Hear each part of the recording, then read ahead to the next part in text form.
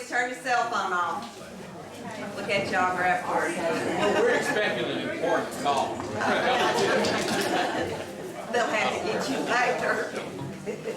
We are recording this, and that's why we ask you that, ask that you turn your cell phone off. This DVD will be available within the next couple of days for you to purchase for $10. That's one of our fundraisers that we do for the museum. How many have never been to one of the museum events? Will you raise your hand? Well, I hope you really enjoy yourself tonight, and I hope you will come back. If you're not on our email blast or on our direct mail, you can go to our website and punch in your email address, and you'll be on our direct mail for that. Also, if you'd like to be put on our regular mailing list, just leave me your name and address. But anyway, if you would, please turn your phones off. This is our, I meant to find out exactly what number. I think this is our 37th museum event.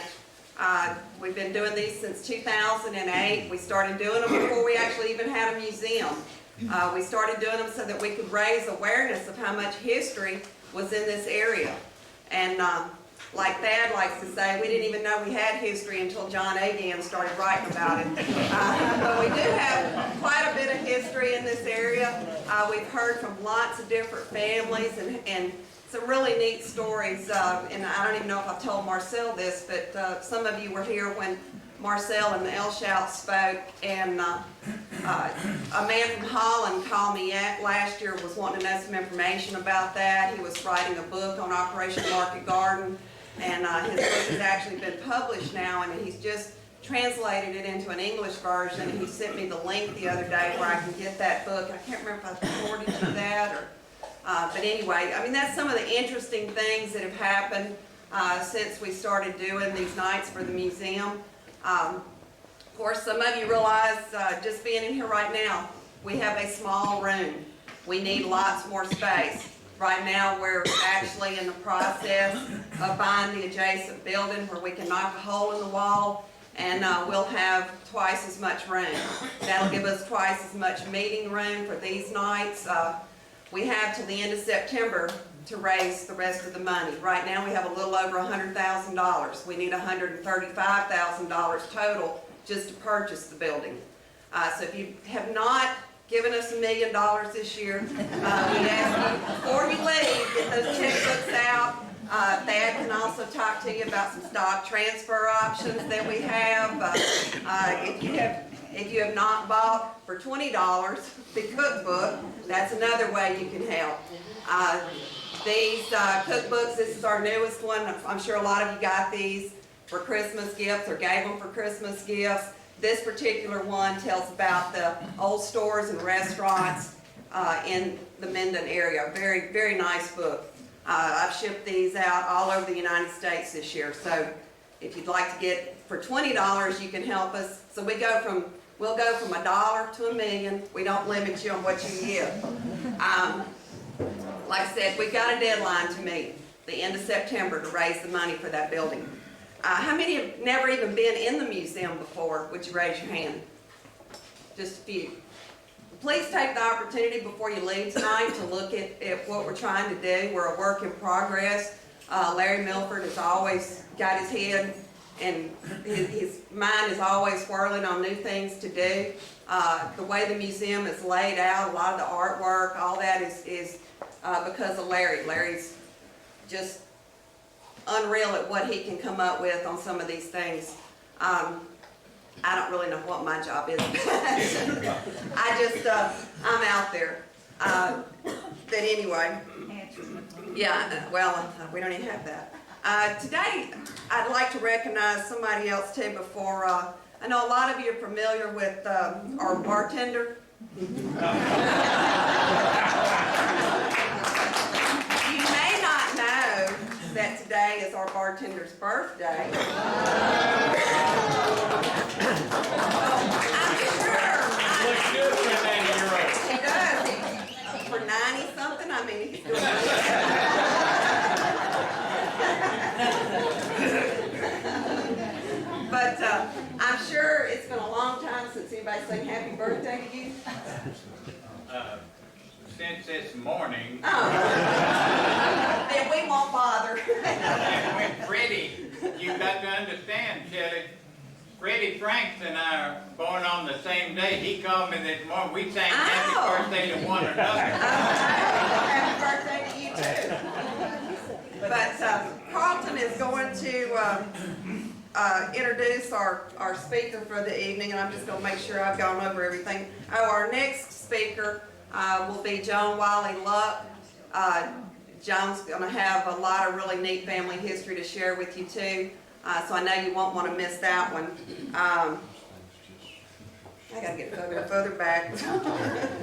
And that's it. We will drop our door prize before you leave, so if you hadn't registered for that before we get ready to go tonight, y'all just let me know and we'll fill out those sheets. All right, Carlton. Behave. When Shelley asked me to introduce Philip, she gave me 2 pages of a bio that he had prepared. Now, that was okay. I was going to work with that. Then she had ran it in the paper twice. And so I got to thinking about Philip and our association over the years, and the fact that almost everyone in here is from Minden. And introducing Philip McInnis to a Minden audience is about as difficult as introducing drugs to his beloved tiger.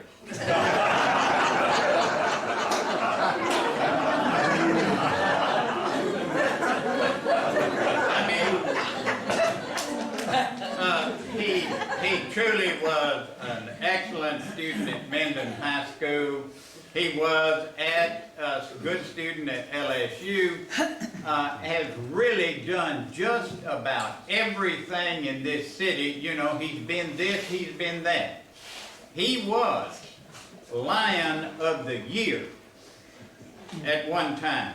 Now, if Philip attends the Lions Club meeting Thursday, this coming Thursday, we have our Lions Club, he will get another award. That is the absentee lion.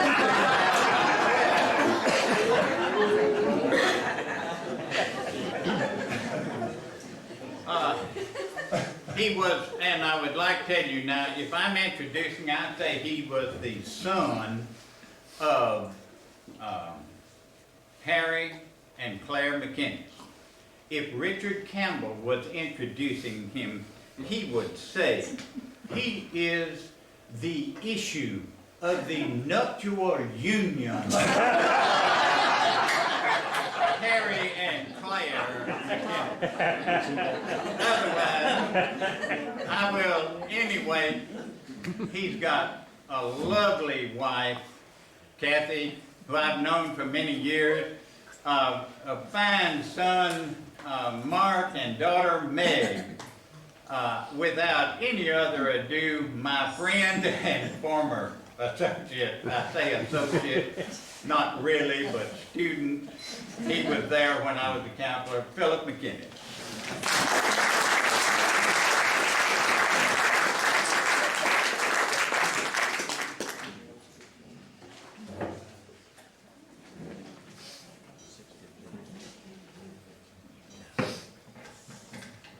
Thank you, Carlton, and happy birthday. I am Philip McInnis, and I'm a member of what in Minden is referred to as the lost generation. Now, that's a term that refers to people who were students at Minden High School of Carlton Process. You'll see them sometimes wandering around with a dazed look in their eyes, the result of the brain damage at a young age. Most of you know that we lost a family member this past week and had his service this afternoon in Monroe. My cousin John was the oldest of the 4 McInnis boys that grew up together on Bay Creek Road, and we'll miss him. Your prayers and kind words have been appreciated. I'd like to thank Cora Lou Robinson for nagging me into doing this. If you were bored with my presentation tonight, I hope that you'll complain loudly to Cora Lou at 377 71. I'd also like to thank my family for helping me get the photos and such together, especially Kathy for assembling all the photos that I cranked out.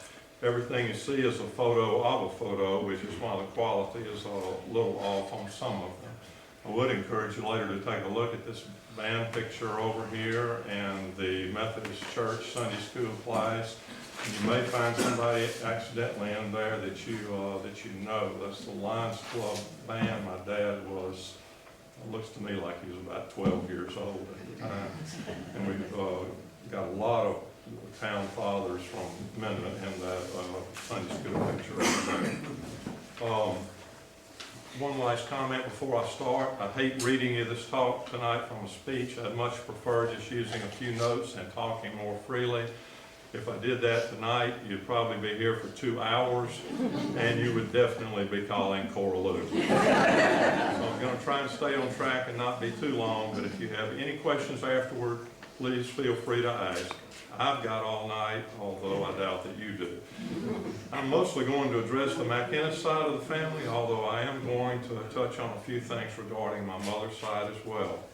Although my grandfather was a son of the American Revolution, and we can trace our genealogy back to one Jesse White who fought in that conflict, my personal knowledge doesn't go back that far.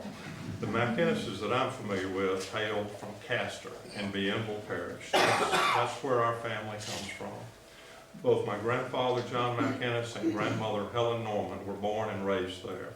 My granddaddy McInnis only had one sibling, Uncle Frank, who was an attorney and judge here in Minden and Webster Parish. My grandmother had 11 siblings. As most of you know, I live in a house that John and Helen built on Jefferson Street here in Minden. There were a pretty decent number of McInnises and Campbells in Castor, and the two families have had some connections over the years, as well as a decent number of graves in the old Castor Cemetery. Of our two core family businesses, the construction company is the more visible and better known in the area due to people seeing very tangible buildings going up, but the insurance agency is the older. My granddaddy, John McInnis Sr., was keeping the books at a store in Pine Bluff, Arkansas, when he was contacted about starting an insurance agency here. My dad told me the story, but couldn't remember the exact year. So I went down the street one day to the Fount of All Wisdom and asked John T. Campbell if he could remember. He gave me his thoughts and followed it up with a few pages dictated to Mary Seeney, his secretary, that were delivered to me later. I'm going to read you the first part of John T.'s comments. I wish I had time for all of it. In 1920, this is John T. talking, in 1920 there were no insurance agents in Minden, Louisiana. The only insurance agents in town were the presidents of the three banks, Mr. Baker, Mr. Dupuis, and Mr. R.H. Miller. They wrote all the insurance on properties mortgaged to their banks, and they received a little commission on each policy. Mr. Dupuis decided that money could be made from writing insurance, so he got Mr. John L. McInnis, who was then living in Pine Bluff, Arkansas, to come to Minden, and together they started Dupuis and McInnis Insurance. Evidently, their business grew because in 1921, Mr. McInnis contacted Tom Campbell, who was then working in Shreveport, to come to Minden and join them. Their agency was then called Dupuis, McInnis and Campbell Insurance. In the fall of 1921, John T. Campbell was in the hospital for several weeks, suffering from typhoid fever. When he was released from the hospital, he needed a job of some sort, but he was still too weak to do much, so the partners hired him to help in the office. In addition to the insurance business, Mr. McInnis was secretary for a federal farm loan agency. And part of John T.'s job was to process the loans, and when enough applications had been accumulated to warrant paying an appraiser to come to town, to drive the appraiser around and show him the farms which would be mortgaged. One appraiser told him, after being driven around over the country roads all day, "I won't come back until John McInnis puts new shocks on this car." John T. was paid $25 per month for his work in the Dupuy, McInnis, and Campbell office. John T. added that the partners paid $100 for him to go to a secretarial course and raised his pay to $40 per month after he passed it. He worked there for another year before starting on law school.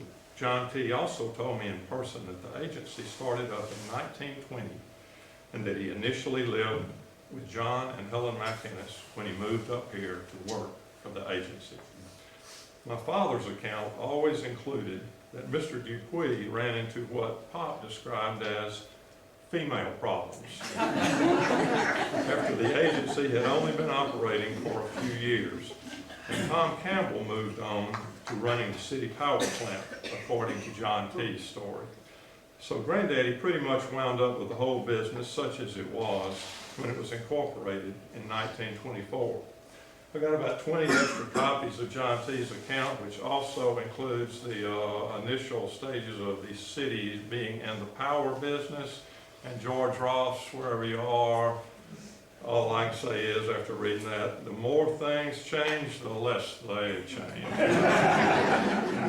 See some things in there that look very reminiscent of the present day, so in the utility department. So you need to pick one of those up and take it home. It really is interesting.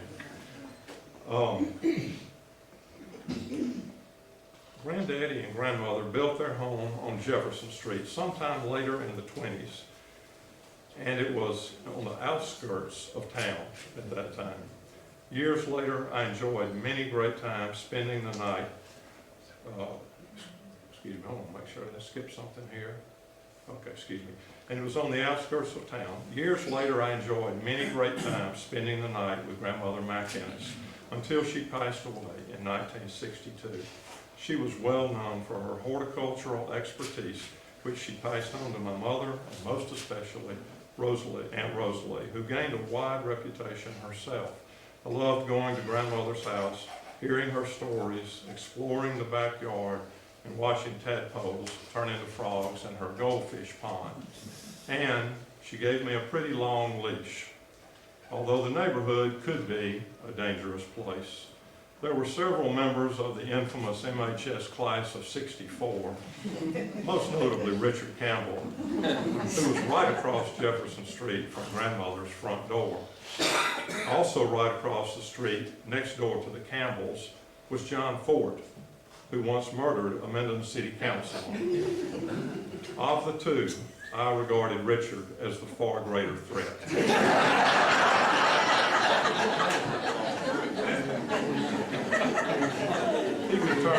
He could turn a Davy pump BB gun into an assault rifle of the worst sort. By the time I returned home from graduate school at LSU, however, those fears were behind me, and Richard and I were fast friends. So when the opportunity arose to move into Grandmother's home, only months after I arrived back here, I eagerly jumped on it, despite the age of the place. One more word on John Ford. The story goes that when he moved into the neighborhood at some time after my grandparents had, John got his lawnmower out one day and started mowing his yard. He was spotted by Granddaddy, a large, imposing man, who quickly stepped across the street in alarm and said, "John, the men in this neighborhood don't mow the yard." He was frightened, of course, that my grandmother would see John mowing and get the wrong idea. John Ford reportedly put his lawnmower back up, and I think that Richard will corroborate that Louise Ford was in charge of lawn mowing duties for most of their years. I enjoyed a great bachelorhood at my home, but after I married my lovely bride Kathy and had 2 children, it was clearly time to add on to the house. As the demolition crew took down the useless old garage, a workman emerged from the rafters with an ancient old shirt box and asked if it was anything I wanted to keep. Inside were some letters, and the first one I opened up was from my grandmother, Helen McInnis, to one of her siblings, Tom Norman, who was at Great Lakes Naval Training Station in the last year of World War I, 1918. I read the following in the letter, which was sent from Pine Bluff, Arkansas. You should see the boys with their Army overcoats and caps on. We had to give $40 for the 2 coats. Everything surely is high. But these coats are all wool and nicely made. They have all the Army regulations. I'll send you some Kodaks when I make some. It was another, I guess, maybe 10 to 12 years before I came across this picture right here of John and my dad in those Army overcoats. And it's my favorite picture of any of them on that board. And there was an, excuse me, there was another letter to Tom, also sent to Great Lakes Naval Training Station, and both of the letters had evidently been returned to grandmother, which puzzled me. I next opened up a telegram sent from her father, John Norman, in Castor, informing her that Tom Norman had come down with influenza at the camp.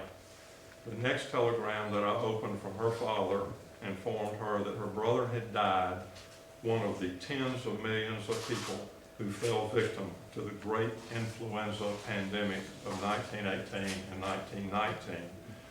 Somewhere in his book, John Barry, author of Rising Tide, also wrote a book on the great influenza and estimated that somewhere between 40 million to 100 million people worldwide were killed, and this originated in an Army camp in Kansas and spread from there to other Army camps and then in war over to Europe and beyond. Although many of the letters in the box appeared to be related to flower growing and arranging in later years, I happened to pull one out that really caught my attention. Written by my father to his parents, John and Helen McInnis. It was addressed to them at the Crest Hotel in Denver, Colorado. The year was 1930. My dad was 17 years old, and my grandparents were at the National Lions Club convention. Carlton, some of us, you know, McInnis family are holding up. Granddaddy was a charter member of the Downtown Lions Club in Minden, and it struck me that he must be a serious lion indeed to have traveled all the way to Denver for a several-day convention back in those days. But what I found really intriguing was this paragraph. We had a little excitement. This is from my father, age 17. We had a little excitement in town today, just before dinner. Mr. Batten and Mr. Hutch Phillips had a run-in up in front of Mr. Tom Glass's store. They both pulled their pistols, and Mr. Batten slapped Mr. Phillips, but Mr. Phillips didn't do anything, and some men separated them before they did anything more. The fight was about some niter, N-I-T-E-R, that Mr. Batten said Mr. Coley Strong got from Mr. Phillips, but they don't know whether it is so or not. Now, I don't have the faintest idea what a niter is, by the way, but I found it interesting that I was holding a letter from my 17-year-old father in which he mentions both the grandfather, Hutch Phillips, and stepfather, Tom Glass, of his future wife, Claire Burks. My ace researcher, by the way, Frank Griffith, ran down which Batten this was, and it was James Batten, father of Jack and J.D., who was chief of police around this time. Mr. Batten was. Hutch Phillips, by the way, was sheriff from 1916 to 1928 and still served a few years as a deputy afterward So that could explain why they both had guns on, but you know, back in those days, I'm not so sure that you didn't have plenty of people walking around the streets with guns anyway. Young Tom Glass, by the way, became a doctor and delivered me in 1949, which some people claim was his only act of malpractice.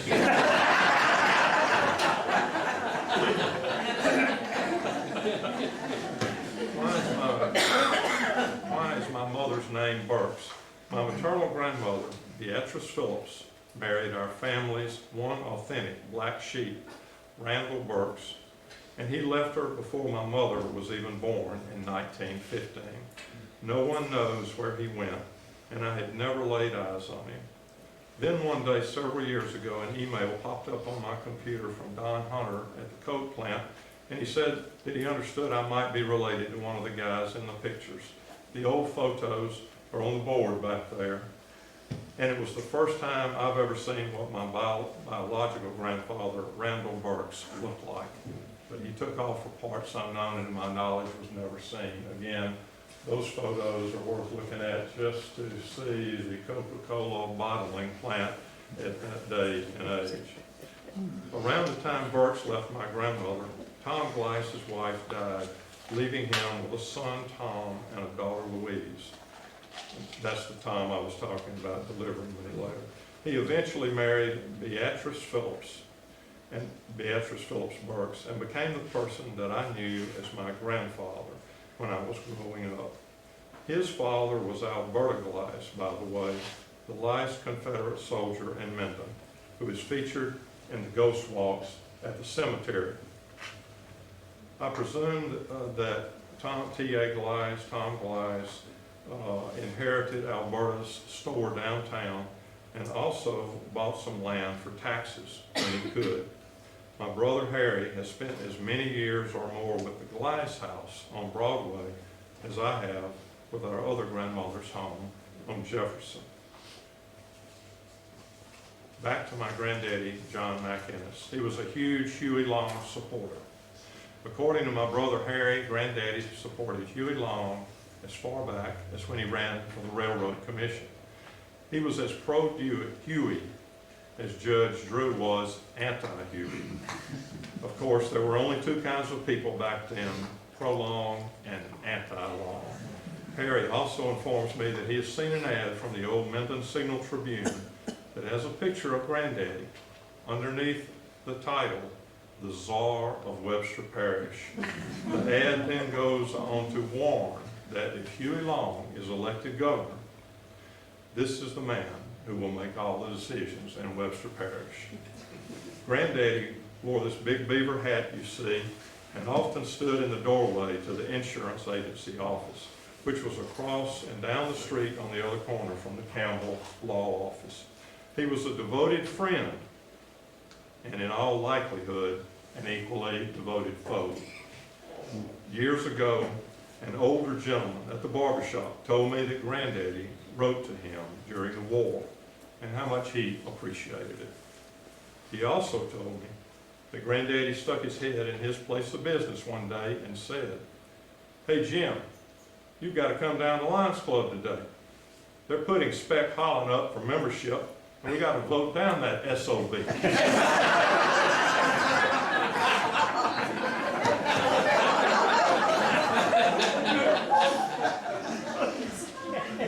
Later on, they relaxed the membership situation a little bit, and that's how Prothrow got in.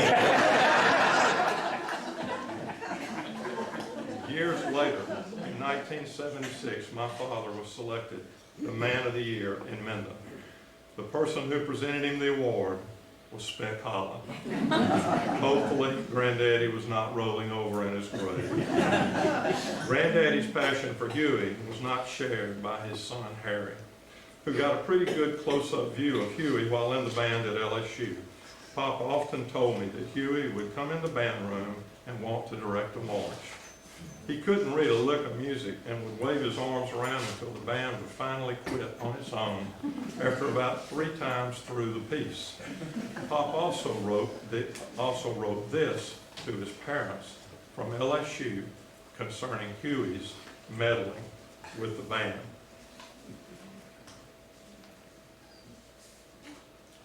He said, I'm getting along okay in the band.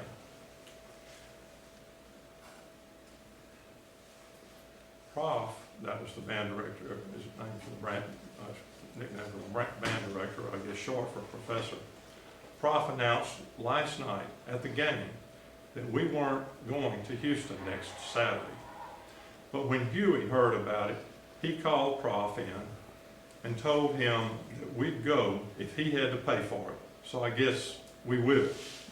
When Mr. Wickerbolt, that's also Prof, was leaving, Huey says, and Prof, practice up on some of Victor Herbert's stuff.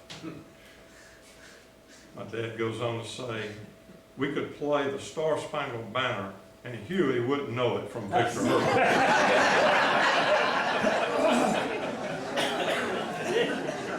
He'll probably stop in the middle of the piece and tell us to play Tiger Rag.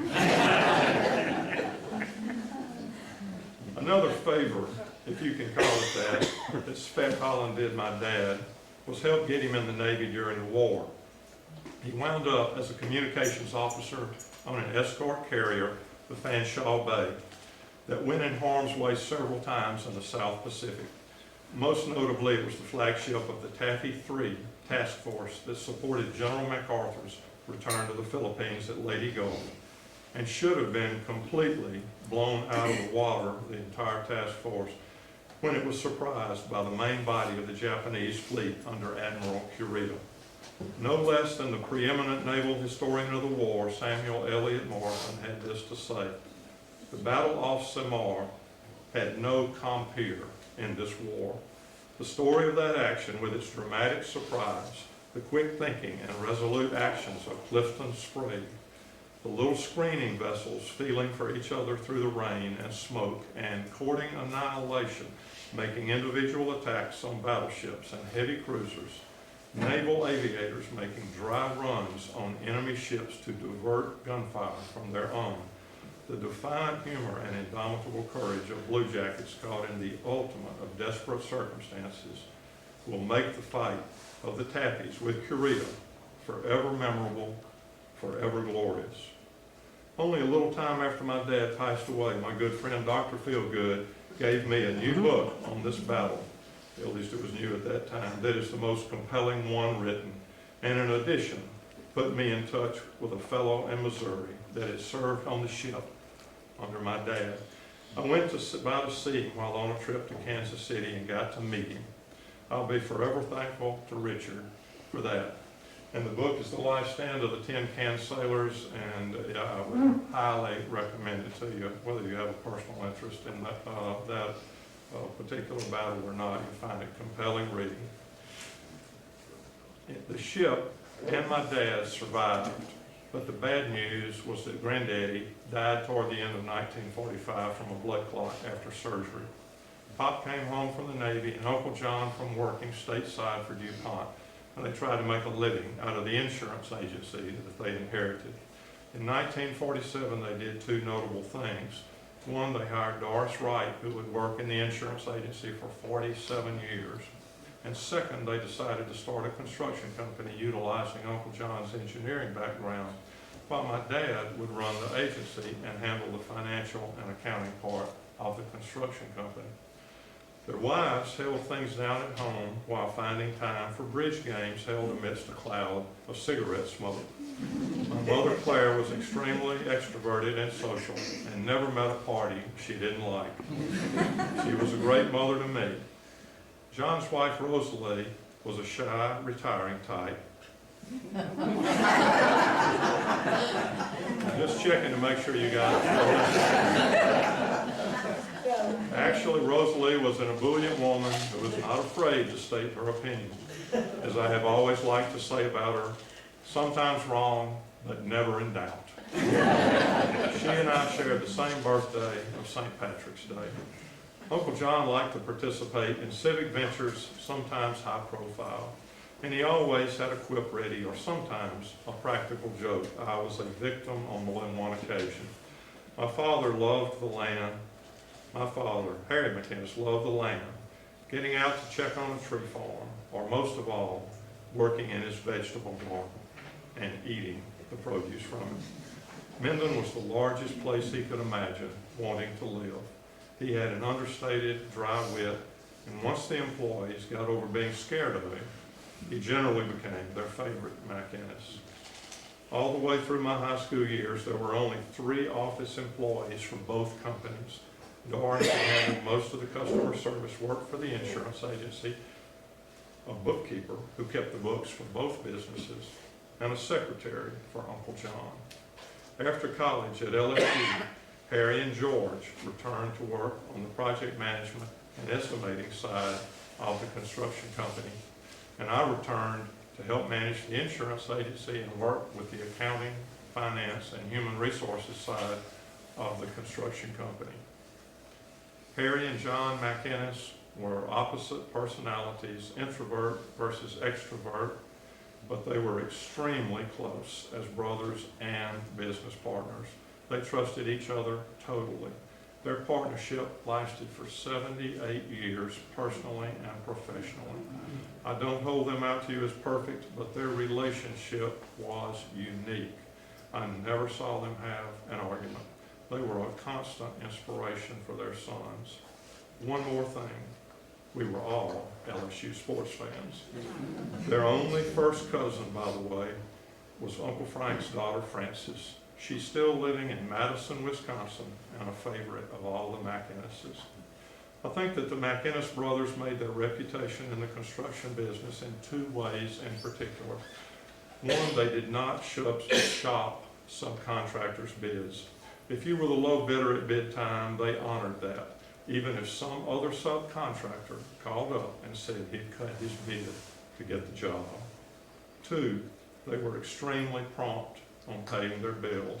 My dad was obsessive about getting bills paid, and they would often pay subcontractors before they had been paid themselves by the project owner. Subcontractors did take notice of both of these things. Pop and Uncle John were very conservative, and the only 2 times I saw my dad decide to borrow money for construction company operations was in the heart of the 1980s recession in Louisiana, and he borrowed the money from the insurance agency. A few quick, at interest, by the way. A few quick facts and thoughts. The insurance agency has purchased 4 other agencies in the past 2 decades, 2 in Minden and 2 in Claiborne Parish. Our key employee, who helped make those transactions possible, but Becky Gourley, now works for us every day from British Columbia, Canada. Technology is good for some things, for sure. The construction company's largest project ever is one that you pass every time you go to Shreveport, the Cyber Innovation Center in Bossier, the building with the wings on one side. We've done jobs as far away as Arizona, Maryland, and West Texas, but our usual radius of operation is within a couple of 100 miles of home. Many other business owners have expressed amazement that we've never made a big decision without all being in agreement, whether it was 5 of us or 3 of us. It's not the preferred way to make business decisions, but it's all we've known. We have different opinions, but we've gone along to get along and have never pointed fingers at one another when something went very wrong. And one thing that I think all 3 of us, Harry, George, and I, feel very strongly about is a sense of stewardship regarding the wonderful opportunity our fathers gave us. I feel that our 2 businesses have been very fortunate to not be subject to being put out of business by new technology or bigger competitors. Although 2 different Wall Street Journal articles in the 70s and 80s did express doubt about the future of the independent insurance agent, but we're still here. Our 2 businesses are totally different in regards to the effect of technology, which is something that interests me just thinking about the 2 of them that we just happen to be in. The insurance business is affected continuously by computers and the internet and changes constantly. But the way you build a building and deliver that product to the customer, not so much so. In 2008, McInnis Brothers embarked upon an employee stock ownership program. We have some fine officers and a bright future, we hope, if we can figure this economy out. I have two great business partners, Harry and George, and many outstanding employees who shoulder a big load every day. Finally, I want to say something that I know Cora Lou agrees with. I feel supremely lucky to have grown up where I did and when I did, and to be a part of the McInnis family. Thank you for your time.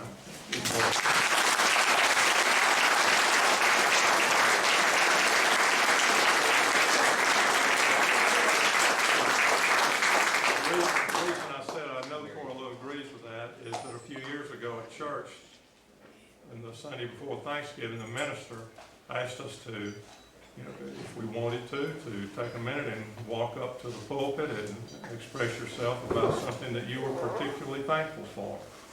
So people started going up, and I decided that I was going to get up and say just what I just told you, that I was most thankful for when I grew up and where I grew up. And as I eased on up out of my chair, Cora Lou was up in the pulpit and launched into saying exactly the same thing. By stealing my thunder, so I just eased back into my view, and that was the end of that. Thank you.